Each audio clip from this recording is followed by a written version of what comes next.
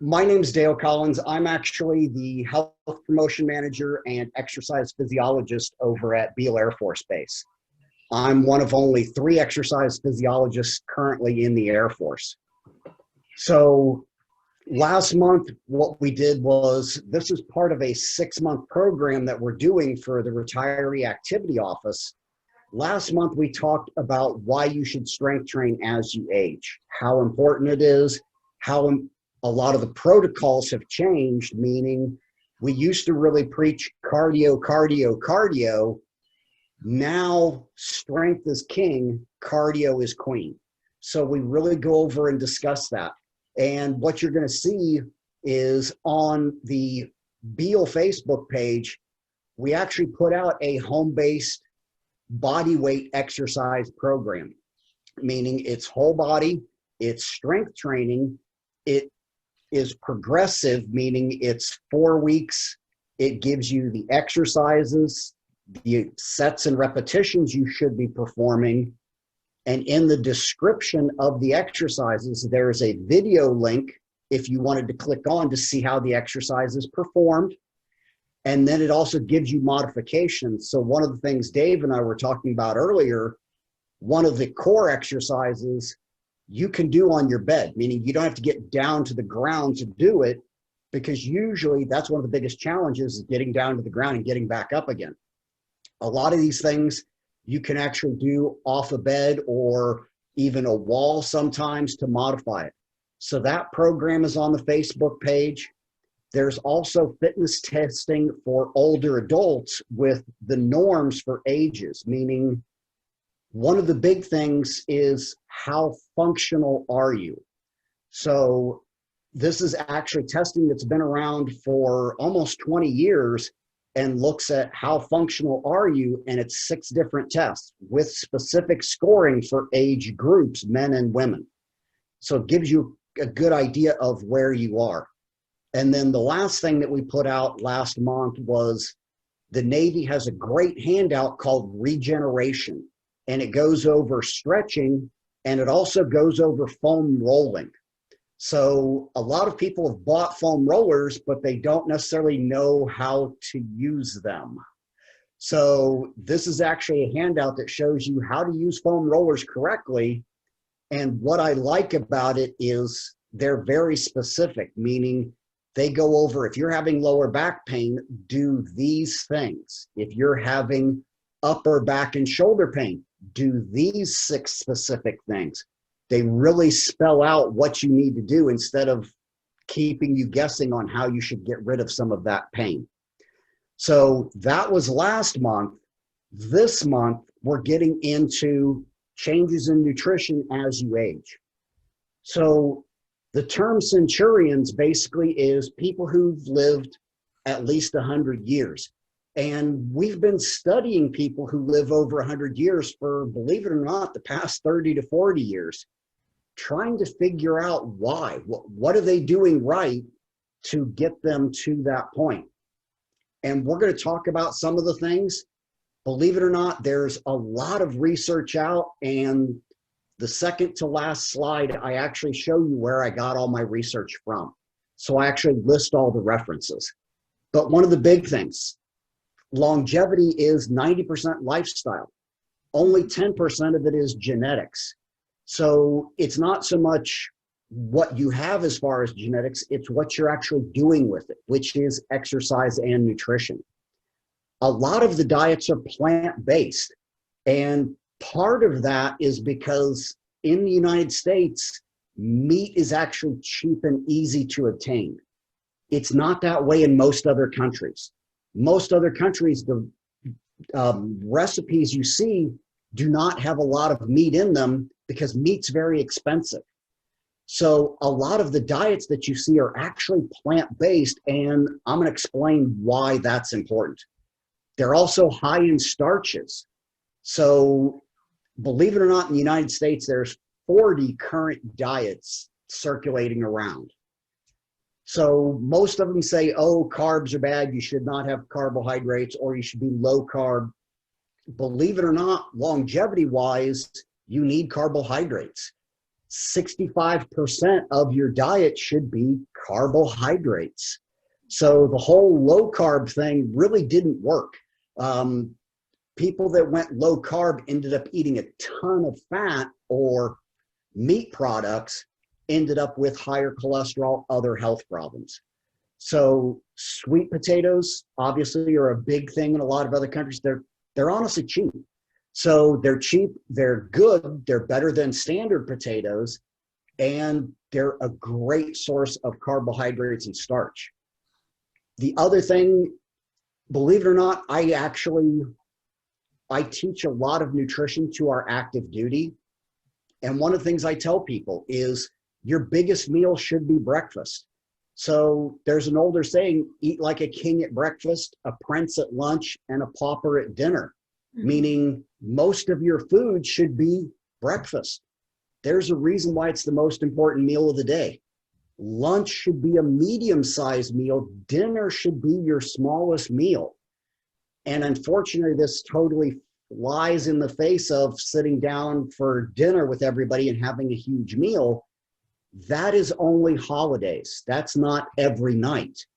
And the reason for this, your body cannot absorb all of those calories and push them directly towards muscle, towards building or rebuilding your body. So for instance, if you eat 1,000-calorie dinner, your body's not going to use those 1,000 calories. Your body's only going to use 300 to 400 to 500 calories throughout the night. That means anything extra gets stored as fat, no matter where they came from. It could be a totally healthy dinner, but if your body's not going to use those calories over the next couple hours, it's going to store all of it as fat. And fat is simply stored calories for later in case we need them. So that's the reason for eating smaller dinners. It's less likely for you to store those calories as fat, which you're going to have to work off later on. The other thing is walking. A lot of people go, oh, walking's not exercise. Actually, yes, it is. Amazingly enough, one of the best exercises if you've had a lower back injury or lower back pain is walking. We actually recommend people to get out and walk. The other ironic part, because I get a lot of people that try to lose weight for like fitness competitions and everything else, slow walking is actually the best way to burn primarily fat. Bodybuilders, this has been a bodybuilder's secret for decades.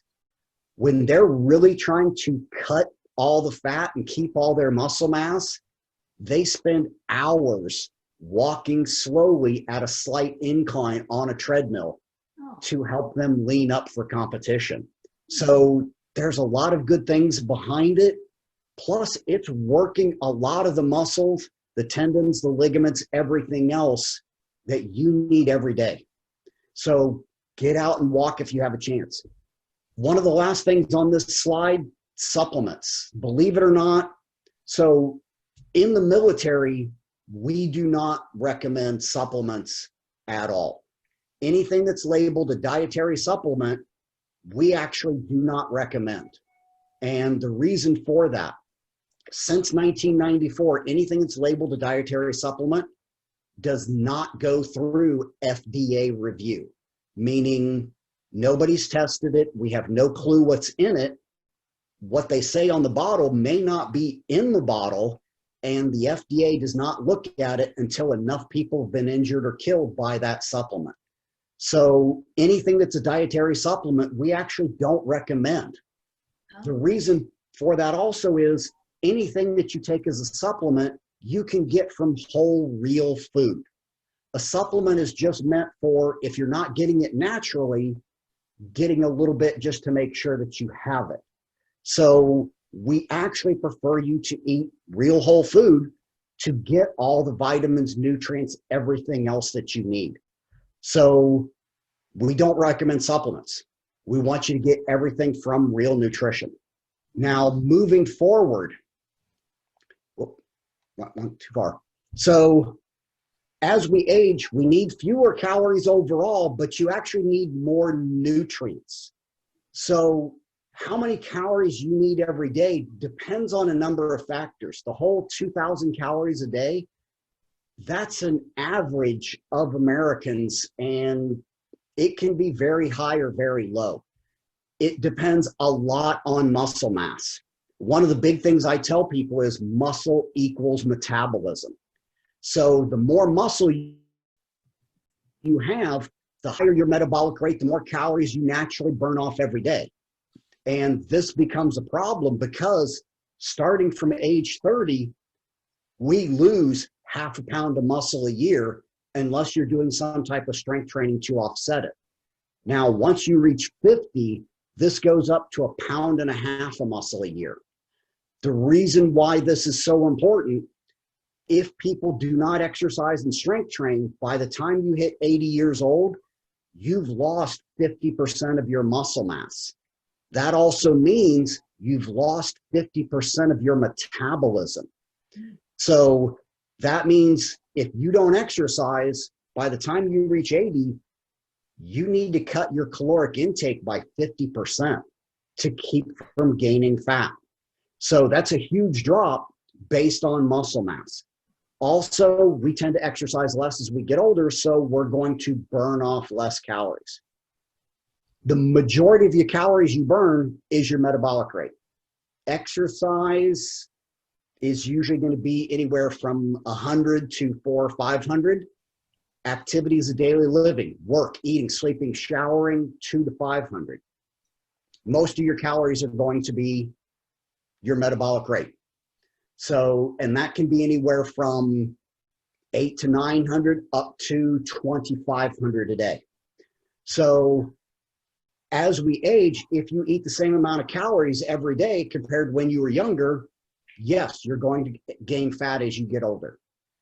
Centurions, people who live to be 100, one of the key factors is they reduce their caloric intake little by little every year. So reducing that, it's very important, but you need the nutrients.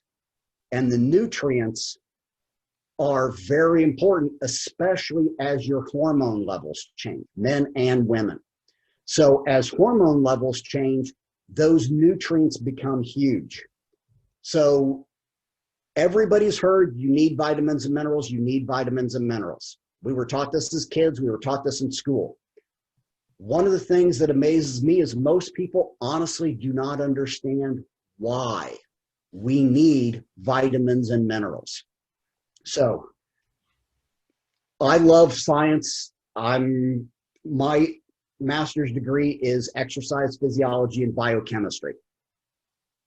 In biochemistry, vitamins and minerals are what we call coenzymes, meaning they actually speed up the timing of certain chemical reactions in your body. Things like your metabolism, your immune system, hormone regulation are all affected by these vitamins and minerals. If you don't have good vitamins and minerals, all these things still happen slower. So for instance, we're coming up into the flu season. The reason why we sit there and say, okay, if you're getting a cold or a flu, vitamin C, vitamin C, vitamin C, is because vitamin C actually helps speed up your immune response to help you fight that off. So if you're not getting vitamins and minerals, which is mostly fruits and vegetables, if you're not getting those in the right amounts, your metabolism is going to be slower, your hormone regulation, your immune system, all of these things will happen slower. So that's what we mean by more nutrients, more real food.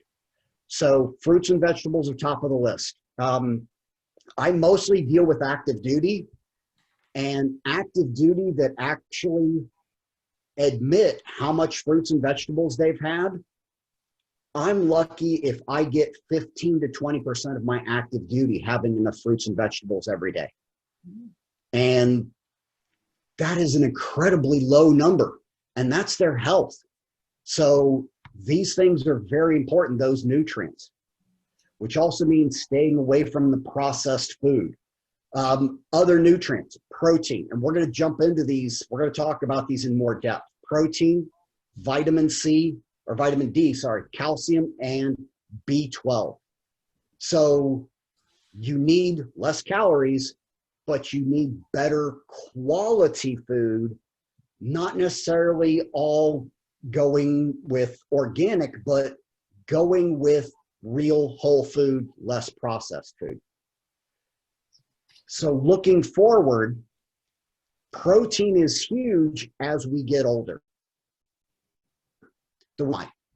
Every day your muscles are breaking down and they're being rebuilt. So whether you do anything or not, your muscles are always breaking down a little bit. They're turning over. They're also being rebuilt as needed. So the reason why we slowly lose muscle mass as we age, the less you do, the less muscle mass you need. So building muscle requires three things. It requires an actual need, meaning you have to challenge the body, getting out and walking, being physically active, strength training. It requires hormones. That's going to be natural, and as we age, that may be reduced a little bit.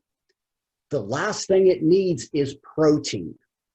Now, if you fail to give it any of those three things, muscle breaks down, but it's not being rebuilt in as great a quantity, which means you're losing muscle mass over time. So as you get older, you need to make sure you're getting adequate protein to ensure that that part of the equation is being there in enough bulk to make sure you don't lose as much muscle mass. And muscle mass also, if those muscles are not pulling on the bones as much, you actually lose bone density now too. So all of these things increase your risk of falls, increase your risk of fractures, and make it so it's tougher for you to get around day to day and be active. So you need more protein as you age. Now, one of the big things, a number of studies, people that ate more protein as they aged, we saw a 40% reduction in muscle mass year after year. That's huge because a 40% reduction in muscle mass means your metabolism stays higher. Your metabolism is burning off more calories every day.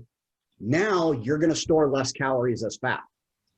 So those things are very important. And by retaining more muscle mass, their bones were stronger, less chance of falling, able to get around so much easier. So protein is very important.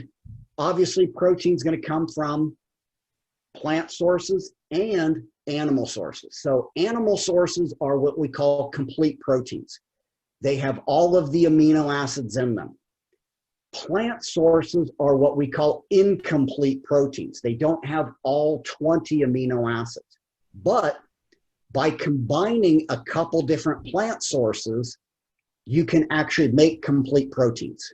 So where are you going to get it from plant sources?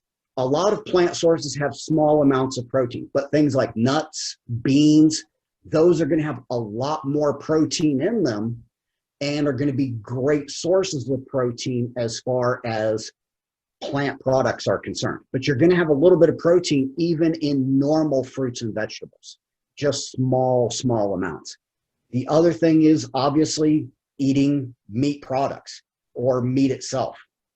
So protein-rich diet. Does that mean we want you going on Atkins or going on any of those diets where they say a ton? No, that's not what we're talking about.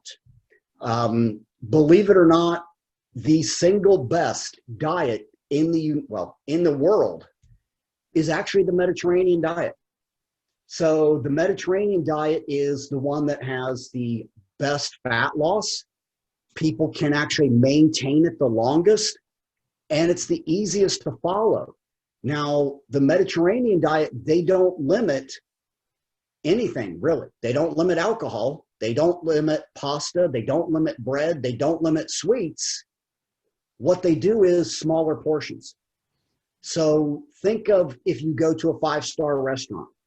What are you going there for? Well, you're going there for not just the service and the ambiance, but the quality of food. What you're not going there for is the quantity of food.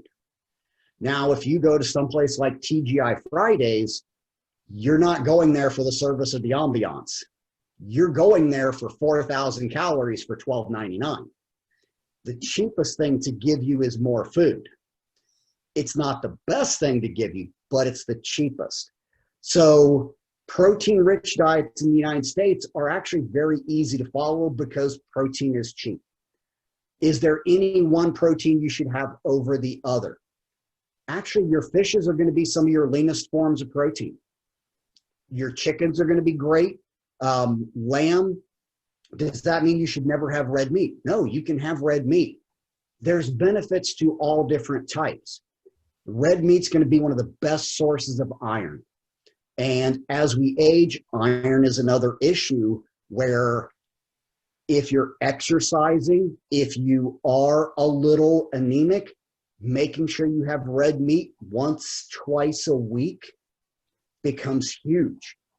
Working with women 50s, 60s, 70s, a lot of them end up making sure they have like a little bit of red meat a couple times a week just to make sure their iron levels are high enough. And all of a sudden, they'll start going, I'm really run down, and they'll realize they haven't had any red meat for a good week or two. As soon as they do, it helps make sure they have enough iron. Iron's part of your red blood cells. That helps with your energy level, helps with oxygen, helps with making sure everything's working through your veins properly. So believe it or not, we do want protein, obviously not too much. We also want fiber. So being a mostly plant-based diet, you're going to get a lot of fiber, and fiber is very important. Fiber makes sure that your body is regular. So it's one of those things that young people don't really like to discuss, but as we age, we realize that talking about bowel movements and how much you poop becomes important. When we talk about nutrition, believe it or not, when we talk about nutrition, fiber and constipation is, believe it or not, a huge issue, especially in the United States.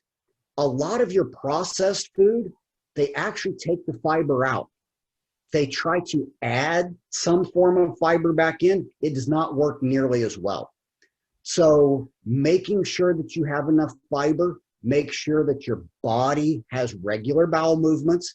This keeps your digestive system a lot cleaner and everything moving well.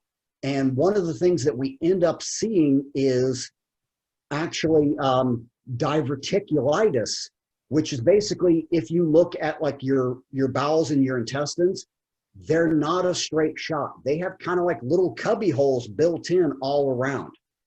If you don't have enough fiber in your diet, food kind of gets stuck in those little cubby holes and can ferment. And that's not a good thing, meaning it causes a lot of gastric distress. It can cause infections, inflammation. All those things we see are a lot more common as we age if you're not getting enough fiber in your diet. So we see it a lot more in the United States. We actually don't see the problems nearly as much overseas because they have a lot higher plant-based diet programs, therefore a lot more fiber-based. So that fiber makes sure that your body is regular. Like I said, Japan, Africa, all those places, you don't see the diverticulitis nearly as much as what you see here because they're eating a lot of plants and they're eating things that are not processed. So making sure most of the time you eat good, healthy, whole, real food. One of the big things in this business, I really don't need to teach you what healthy is. An apple's still an apple. A lot of it is down to making better choices. And that's really what it boils down to. What I tell people is 80-20 rule as far as nutrition. 80% of the time, I want you eating healthy. You know what healthy is. 20% of the time, you know what? Go out and enjoy food. food can be great. That doesn't mean you can't have foods you like. That doesn't mean you have to only eat fiber. And no. Enjoy eating, but make sure most of the time you're eating good, healthy, real food. And that includes fiber. Calcium and vitamin D. This is very important for your bones. So calcium is going to be one of those things where if you're not getting enough, if you have trouble with absorption, making sure you do have a supplement for calcium or vitamin D can become huge. As we age, we don't tend to absorb calcium nearly as well. That's the reason for also making sure you have very nutrient dense food. Our bodies change, our taste buds change, our digestion changes as we age. So how much you absorbed when you were younger is going to be very different than how much you absorb now. So making sure you get enough calcium and vitamin D, which amazingly you're going to get in your fruits and vegetables, also is very important. Your body can make vitamin D, but that's if you're out in the sun. Not too much sun, and we all know depending upon how much smoke we have, that will change things. But getting outside, getting enough vitamin D becomes huge. Making sure that you're getting calcium. It doesn't always have to be dairy products. Dairy products are an easy way to get it, but that's not the only forms. So getting enough calcium and vitamin D, getting out in the sun occasionally. A lot of vitamin D is going to be in your fishes. So people even take things like cod liver oil. I remember hearing about people taking cod liver oil, unfortunately not in the pills, but more on the spoon as an old health product. It does not sound appetizing at all, but believe it or not, there was a lot of truth to it. It did work. So ways you can get it: having fish in your diet, having fish 1 or 2 times a week in your diet is going to make sure that you get it. Salmon's a great one. We tend to get a lot of salmon around here, so that's going to be a great way of doing it. Getting your dark green leafy vegetables is also going to be one of your best sources of calcium if you can't do dairy. Dairy is going to be the best. It's going to be the most prominent, but your darker green leafy vegetables are going to be one of the second best ways you can do it. So vitamin B12. Believe it or not, there's a lot of vitamin B12 supplements out that aren't too bad. They have what are called sublingual ones, which means you literally put it under your tongue and it dissolves. Those actually do pretty well, but vitamin B12 is a big one for your energy level. So very important for red blood cells. Also making sure that you're absorbing it. If you're not absorbing it, you may need to get it other sources. I know personally, my mom has to take vitamin B12 shots, usually every month to every 3 weeks, because she literally just does not absorb it. The sublingual ones don't work. It's a huge issue for her energy level and her red blood cells. So making sure you're getting enough of it becomes huge. It is bound in protein, so it's another way of getting it via proteins in your body. So increasing your protein in your diet can actually help you get more vitamin B12 as well. But vitamin B12 in a pretty much a standard, what we call a metabolic panel, meaning your doctor can do that.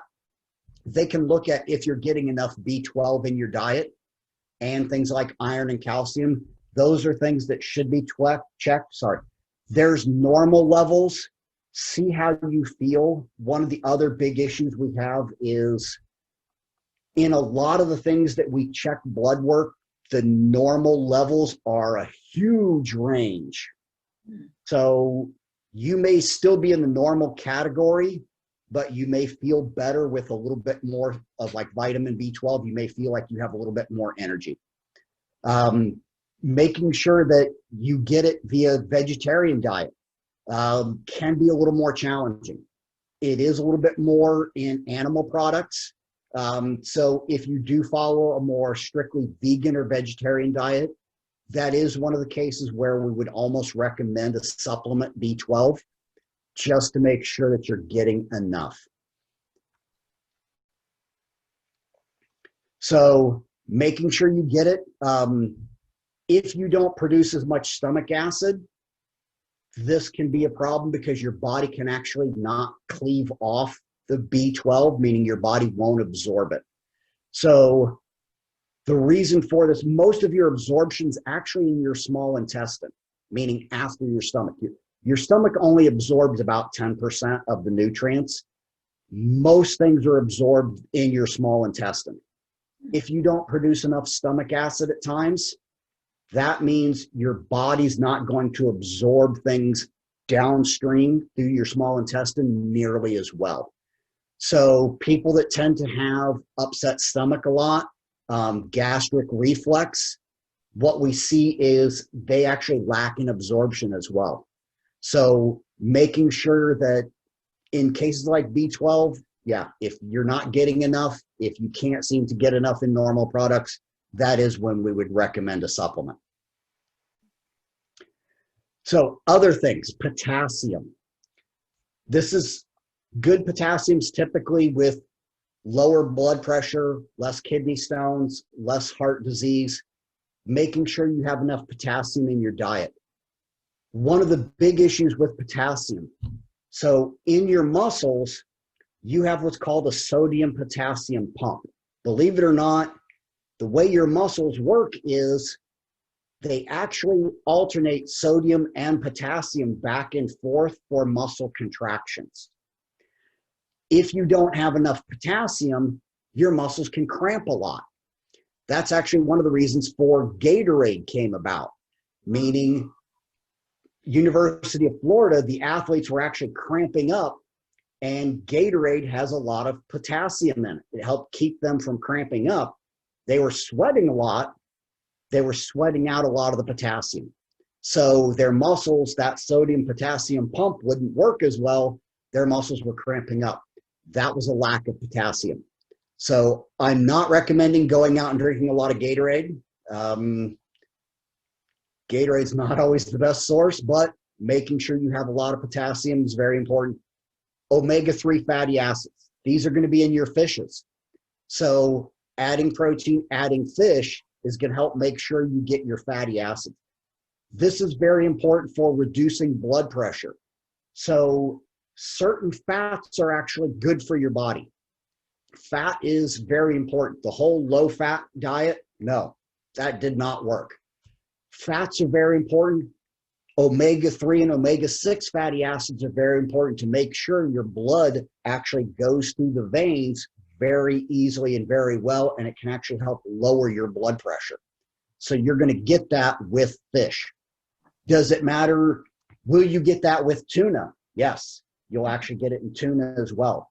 So one of the big things that we tell people is in all of these, would we prefer fresh? Yes, as far as your fruits and vegetables. That would be the ideal. What if you cannot get fresh? Frozen's the second best. I would take frozen over nothing. If you cannot get fresh, if you cannot get frozen, should you buy canned? Yes. Everybody complains canned, well, there's a ton of sodium. You're right. When we can things, we put a bunch of salt in there. That's the canning process. If you rinse it off, you get rid of 60% of the sodium. So I remember I grew up in the Midwest. We had storm cellars. My grandmother canned fruits and vegetables and everything else. Yeah, we use sodium because that's a preservative. Salt is how we preserve meats. It's how we preserve vegetables. As long as you rinse them off before you eat them, you get rid of most of that sodium. You're still not going to intake most of it. So fresh would be first. After that would be frozen. If you can't get that, yes, have some canned vegetables around in the house. That way you're getting those vitamins and minerals. I'd rather see you have canned and rinse them off than not get the vitamins and minerals that your body needs. So, sorry. Back to other nutrients. Magnesium. A lot of people are very low in magnesium as they age. A lot of times medication can actually leach magnesium out of your system. It's usually a side effect of some medications. Not everyone gets it, but that can actually relate to how well your stomach works. Iron, we talked about that earlier. Making sure you get enough iron. Red meat's the best source. Your actually dark leafy vegetables, another great source of iron. So fruits and vegetables, lean meats, fish, that's how you're going to get all of these. If you're following vegetarian or vegan, you may need to take a supplement for iron, possibly for omega-3. You might not get it any other way, depending upon how strict of a diet you're following. So make sure you're getting these nutrients: potassium, magnesium, iron, omega-3. A lot of times, if you take a supplement of any type for any of these, believe it or not, I don't recommend the adult ones. And here's going to be the funny part. I actually recommend the kids' chewables. The reason for that, the goal with a lot of these dietary supplements, even like your one-a-days, they give you 100, 200, 300, 1,000 times the recommended dosage all at once. Your body's not going to use it all at once. And most of these are what we call water soluble, meaning you will literally pee them out. So if I said, I want you to take in all of your water for the whole day in one single shot, we all know that you're going to pee everything else out probably within the next hour. That's what's happening to those vitamins and minerals. Your body's going to see it over the next hour or two. Anything it cannot use or need, it pees it out. If you take supplements, especially one-a-days, and your urine is a bright fluorescent color, that is you literally pissing your money away because it's going down the drain. So the reason why I recommend the kids' chewables, I actually recommend taking them 2 to 3 times a day throughout the day. It's going to make sure that you actually have these vitamins and minerals throughout the day the way you would normally get them by food, so your body can use them throughout the day as it needs it. Instead of just at 9 a.m. when you take your vitamins, you only have them for 2 to 3 hours. The rest of the day, you don't have them in your system, which means it's not getting the benefits from them. So if you have to take a supplement, I actually recommend the kids' chewables. So water intake. This is huge because one of the big things, as we age, we actually tend to dehydrate more. So your body doesn't always absorb the water as much. That's one of the reasons why we pee a lot more. But water is very important. Water is about 60% of our body. It's about 70% of your muscle mass. So staying hydrated is huge. Water is also part of what your body needs, the hydrogen and oxygen, for a number of chemical processes in your body. By the time you're thirsty, you're already slightly dehydrated. And luckily, we're through most of the heat. In the summer, it's a lot worse here. I really have to hammer on our young kids about hydration. During the summer months when we're fitness testing, we have 1 to 2 a week drop out from dehydration during fitness testing because they're really just not paying attention to it, and they're drinking a lot of caffeine. Caffeine in any source, sodas, tea, coffee, is a diuretic, meaning it makes you pee out more than you take in. So for every cup of coffee, you need to have a cup of water to offset it. And no, that cup of coffee or tea does not count towards your fluid content for the day. Because it's a diuretic, it actually makes you pee out more. So you may need to take in more than 64 ounces a day, depending upon how much caffeine you drink or how much caffeine you take in any form. Also, a lot of times as we age, your body is not as sensitive to your changes in water. Your kidneys don't always work as well, and that's a very important part of staying hydrated.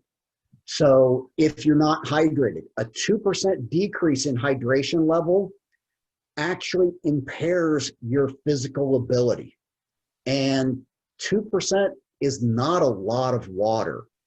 So I teach the U-2 pilots about flight at 70,000 feet. I really have to go over hydration levels at altitude because they can get dehydrated a lot faster. At 3%, your cognitive ability goes down. So 3% dehydration level, your cognitive ability is not nearly as good as full hydration. It also makes it so you can't absorb a lot of medications as easy. It can definitely increase fatigue and actually worsen various medical conditions. So while yes, we do tend to pee more, there's a very important reason for having a lot of water. Your body needs water hugely for chemical processes, hydration, metabolism, your immune system. You need all of this. One of the other things we typically state is try to drink water with meals. So a lot of times as people age, they have a little bit of trouble swallowing. A lot of that is their tongue, their mouths are a bit drier. That's why we actually recommend having water when you eat. As we age, we actually don't produce as much saliva. That's what makes swallowing more difficult. Having a little bit of water with your meals is going to help make up for that or help offset it so that you can swallow a lot easier. Things don't tend to go down the wrong pipe, and it's just going to help make sure that you don't choke on anything or food gets caught in your mouth. So making sure you have water. One of the other things I tell people is as soon as you get up in the morning, I want to see you have a glass of water first thing. Before you have coffee or anything else, I want a glass of water. You've gone 8 to 10 to 12 hours without any, you need to have some first thing in the morning. Now, when we say our taste in food changes as we age, this is very true 50 and up. So your taste buds literally change. How sensitive you are to sweet, to sour, to spices changes as we age. A lot of times we see a loss of appetite because things seem really bland. There's actually a reason for that. My stepfather, my mom loves to tell the story about how my stepfather used to get so mad at her because all of her food was just, it was bland. And come to find out, it wasn't, it was his taste buds had changed and he really couldn't get, he didn't see all the spices and things. She upped the spices and everything to the point where she almost couldn't eat it. He thought it was great finally. His taste buds had changed. And we see that a lot. The last one that usually stays with you is your sweet. That's why a lot of times as people age, they like sweets because that's what they're going to taste the most, because those taste buds are usually one of the last ones to go. So making sure that you actually have a little bit of spice in things can be very important. Spices you may not have liked earlier on, you may actually like, and it can help you actually have more of an appetite by spicing things a little bit more. So our hormone levels change a little bit as we age. A lot of times people don't feel as hungry. You have to watch making sure that you're also getting enough food. So when we talked about a higher protein, a little bit higher protein, if you're under eating, I'll guarantee you're not getting enough protein in your diet, which means now you're losing more muscle mass. Making sure that you're eating enough is very important, as well as not too much. So little things, healthy snacking is very important. Almonds, yogurt, boiled eggs, all of those things are huge. Making sure that you have smaller portions throughout the day is great. I always joke with people because I kind of go back to a bodybuilder model. And the reason for it is these people are paid experts of how to change up their diet to get the best results. One of the key things that they do when they're trying to prep for competition, which is keep all their muscle mass and lose their fat, is have 5 or 6 small meals throughout the day every 2 to 3 hours. It makes sure they don't take in too many calories where their body could store things as fat, but it also helps make sure they're getting enough carbs, proteins, and fats so they don't lose any muscle mass. So smaller portions every couple hours is far better than 2 or 3 large meals. So it's definitely highly recommended, especially if you feel like you get full really easy. Having more smaller meals is going to make sure you get all of your nutrients in. So bottom line, your body's going to change as you age. Your nutrition and your nutritional needs change as you age. We don't want too many calories, but we want good, whole food, healthy calories. Things with a lot of nutrients in them. Your fruits and your vegetables are vastly important as we age. That's where you're going to get those vitamins and minerals from. Making sure you have good sources of protein. Fish is a great one. Chicken, lamb, other forms of red meat are awesome.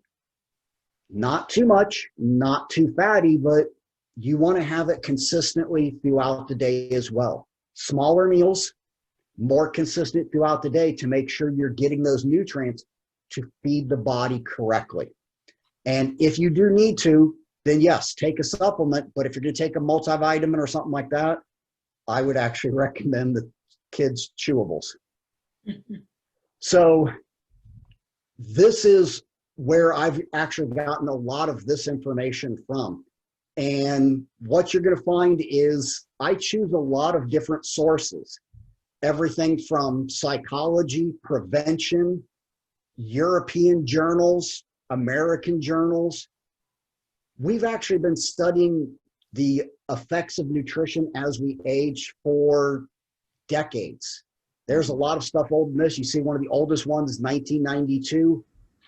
Centurions, we've been studying them for decades as well, because honestly, what we find is it's not just your genetics, it's your lifestyle that determines it. One of the big things that all of these things have found, and in every Centurion model, whether it's Eastern Europe, whether it's Italy, whether it's Okinawa, is they're physically active. They get out and they may not be in the gym, but they're physically active, out walking, out doing things, out with other people. They eat and they don't follow any specific strict diet. They don't do any of the fad diets. They eat real whole food. The same thing most of us grew up with, but they just eat a little bit smaller quantities. They make sure that they're out sociable. And I understand that as we look at each other on video, that can be a little more challenging these days, but even just interact with others. Yeah.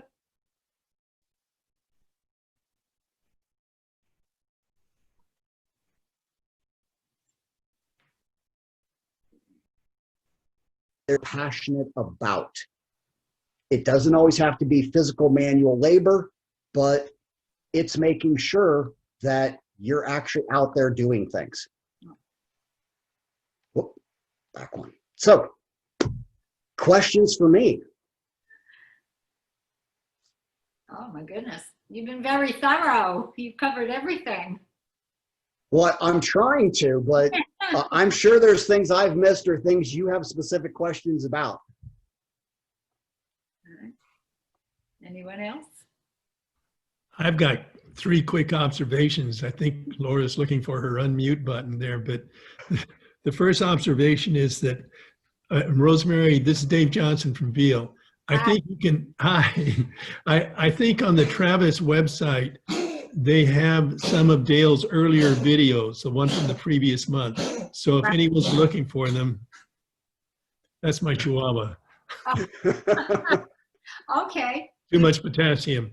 The second observation is that there was something in the news, it was either today or yesterday, talking about the Army now assigning physical fitness specialists to combat units because they were finding that they needed to do something to go ahead and increase the physical fitness of the troops, which is so going against the immediate thought when you're thinking of combat troops and physical fitness. But I guess, I don't know if that's a surprise to you or not, Dale, but I thought it was certainly a surprise to me. So this is a trend we're seeing not just in the Army, we're going to see it in the Air Force too. One of the challenges that we're getting is we're actually getting a lot less people in the military that are fit. Depending upon whose research you look at, 30 to 60% of the 18 to 24-year-olds right now are unfit to enter military service.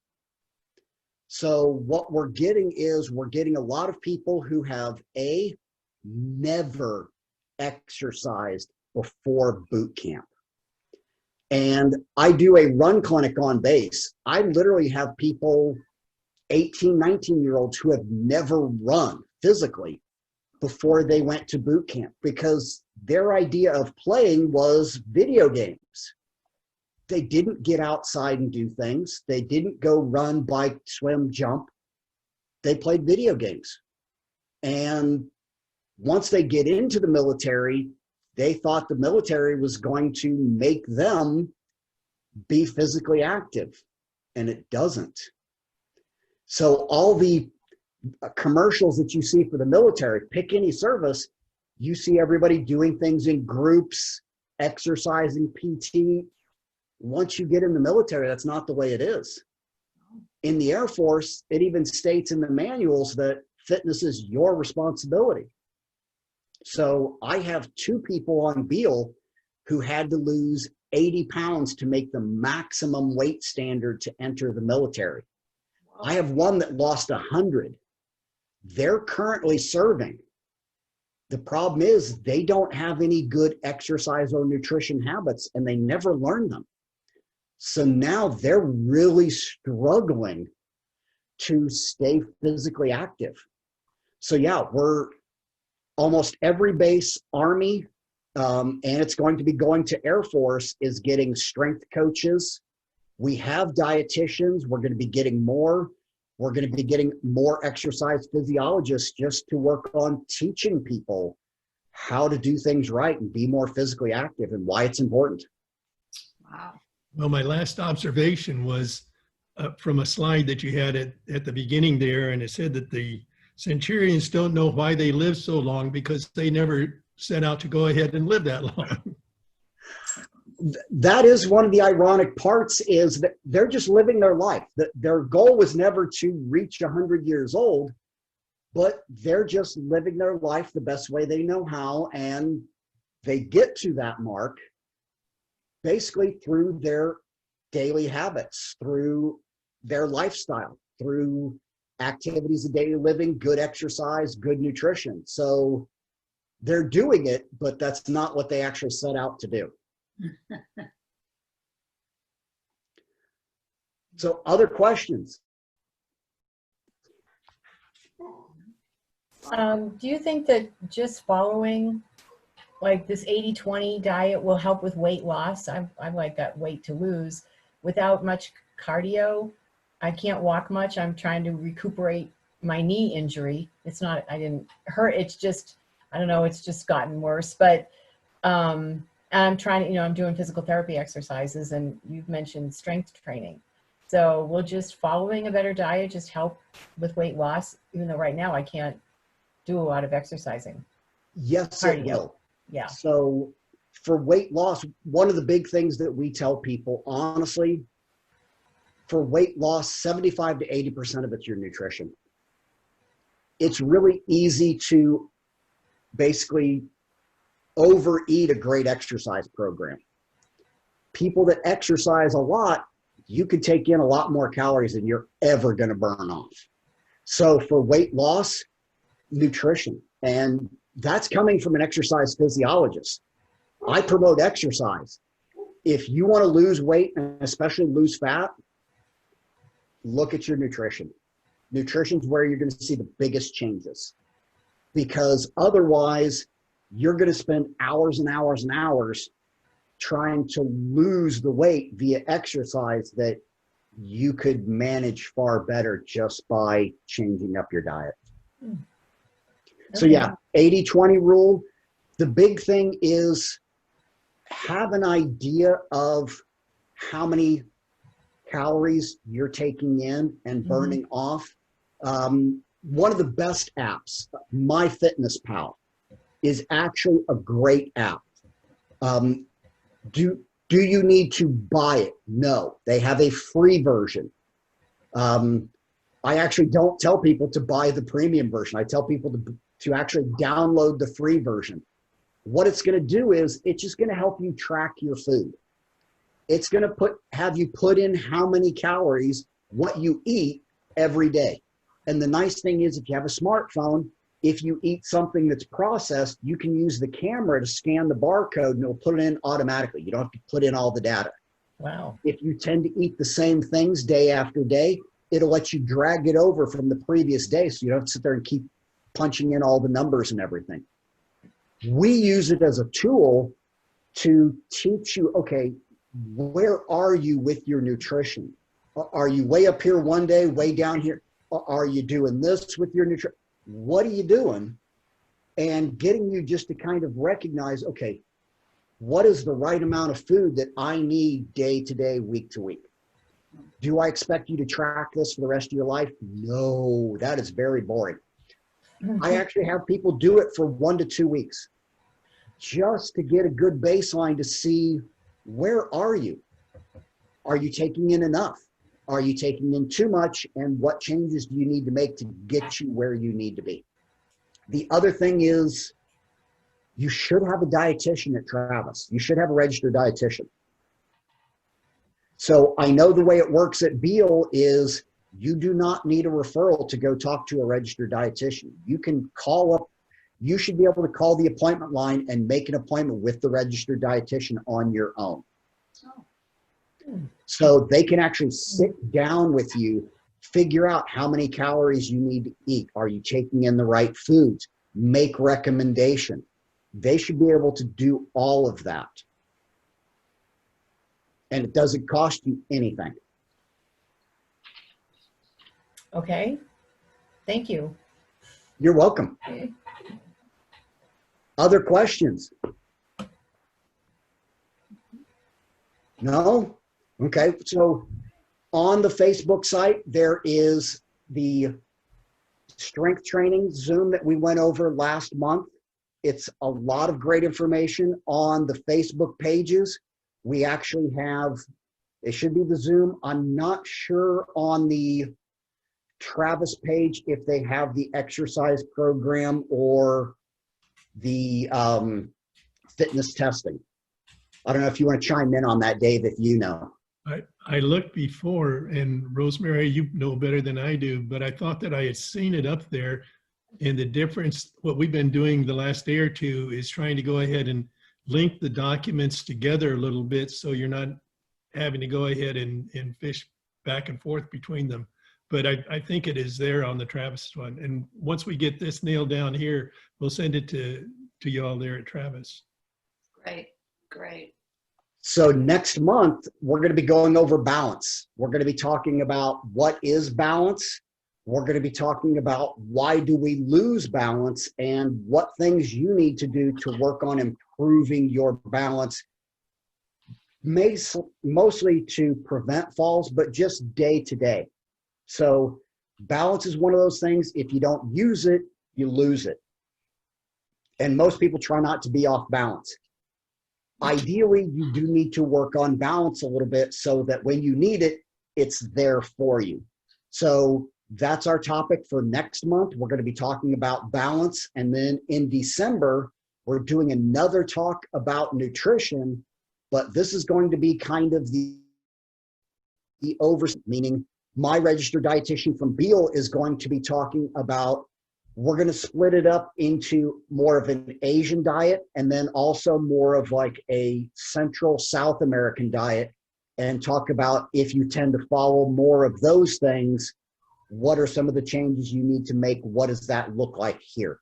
So those are some of the ones we've got coming up. And then we have 2 more coming up January and February as well.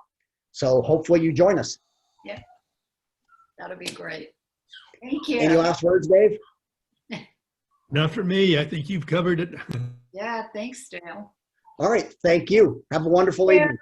Bye-bye. Thank you. Bye-bye. Bye-bye.